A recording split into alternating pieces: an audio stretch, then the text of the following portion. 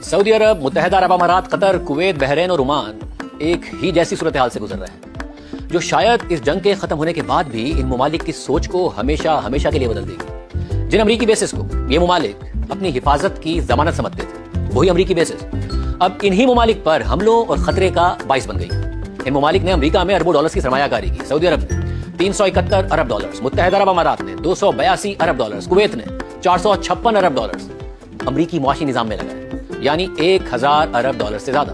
फिर सदर ट्रंप दोबारा सदर बने और उन्होंने इन्हीं खलीजी ममालिक का दौरा किया। तो सदर ट्रंप को खुश करने के लिए सऊदी अरब ने अमरीका में मजीद 1000 अरब डॉलर्स की सरमायाकारी करने का ऐलान कर दिया। मुत्तहदा अरब अमारात ने 1.4 ट्रिलियन डॉलर्स यानी 1400 अरब डॉलर्स की मजीद सरमायाकारी करने का ऐलान कर दिया। कतर ने मजीद 1.2 ट्रिलियन डॉलर्स यानी 1200 अरब डॉलर्स की अमेरिका में सरमायाकारी करने का ऐलान कर दिया। यानी सिर्फ एक दौरे में सदर ट्रंप को खुश करने के लिए 3600 अरब डॉलर्स की सरमायाकारी का ऐलान किया गया।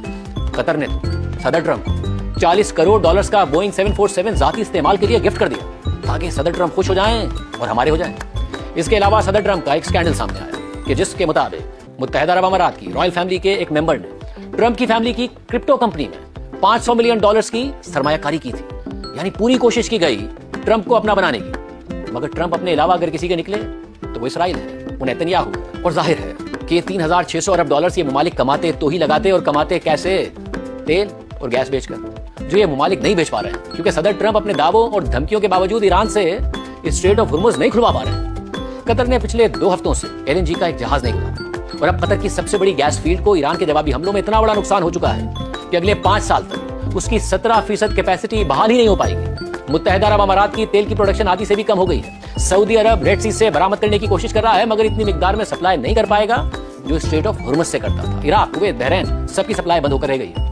इसके अलावा ये ममालिक टूरिज्म से कमाते हैं। तकरीबन 370 अरब डॉलर्स की टूरिज्म इंडस्ट्री बताई जाती है इन ममालिक की, मगर पहले लोगों की इन ममालिक में जाने के लिए लाइन लगी होती थी, अब निकलने के लिए लाइन लगी है। एमिरेट्स, इत्तेहाद और कतर एयरवेज के ज्यादातर तैयारे ग्राउंड हो गए हैं, फ्लाइट्स कैंसिल हो रही हैं, यानी यहां से भी ये ममालिक नहीं कमा पा रहे हैं। फिर फाइनेंशियल हब समझा जाता है दुबई को, मगर बैरूनी बैंक्स ने अपनी ब्रांचेस बंद कर दी हैं। सोने की तिजारत का मरकज समझा जाता है दुबई को, मगर फ्लाइट्स बंद होने की वजह से वो तिजारत भी मुतासिर हो गई है। फाइनेंशियल टाइम्स के मुताबिक जंग शुरू होने के बाद से अब तक ये अरब ममालिक तेल और गैस की मद में 15 अरब डॉलर से ज्यादा का नुकसान कर चुके हैं। रोजाना 60 करोड़ डॉलर का नुकसान टूरिज्म की वजह से हो रहा है। जंग शुरू होने के बाद से सिर्फ दुबई में 2 लाख से ज्यादा होटल बुकिंग्स कैंसिल हो चुकी हैं। एमिरेट्स, कतर एयरवेज, इत्तेहाद, गल्फ और ओमान एयर जैसी एयरलाइन से रोजाना 5 लाख मुसाफिर सफर करते हैं, और जंग के बाद ये तादाद ना होने के बराबर रह गई। इस जंग से पहले वर्ल्ड ट्रेवल टूरिज्म काउंसिल ने तखमीना लगाया था कि बैनुल-अक़वामी टूरिस्ट मशरिक़ वुस्ता में इस साल 207 अरब डॉलर्स खर्च करेंगे, मगर अब ये भी नामुमकिन नजर आता है। सिर्फ मुत्तहदा अरब अमारात में टूरिज्म सेक्टर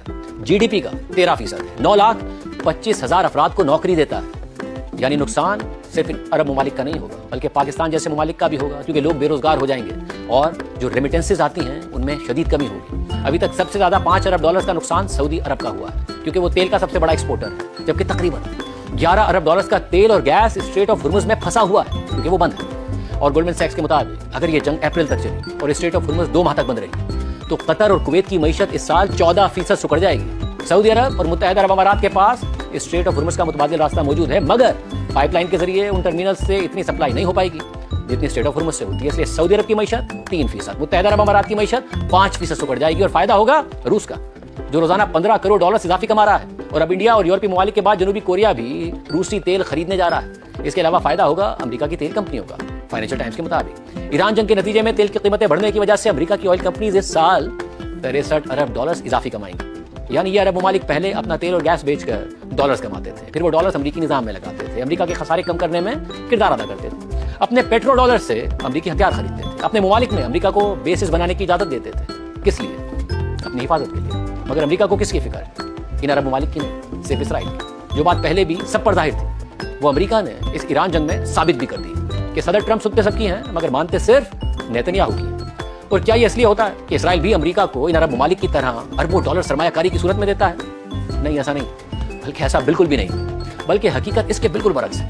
इसराइल अमेरिका को नहीं, बल्कि अमेरिका इसराइल को पैसे देता है। 1946 से लेकर अब तक अमेरिका इसराइल को 310 अरब डॉलर्स की मिलिट्री और इकोनॉमिक इमदाद दे चुका है।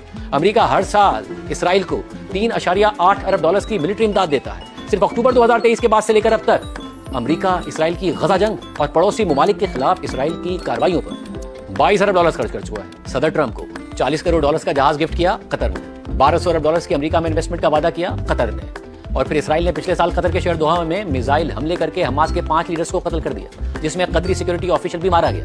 मगर अमेरिका ने इसराइल को नहीं रोका। बाद में पता चला कि इसराइल ने इस हमले से 1 घंटे पहले अमेरिका को बता दिया था। और कतर कर क्या रहा था? हमास इसराइल और अमेरिका की जंगबंदी के मुज़ाकरात करा रहा था, अपने मुल्क में करा रहा था, मगर इसराइल ने अमन के लिए मुज़ाकरात की इस कोशिश पर हमला कर दिया और अमेरिका ने उसे नहीं रोका।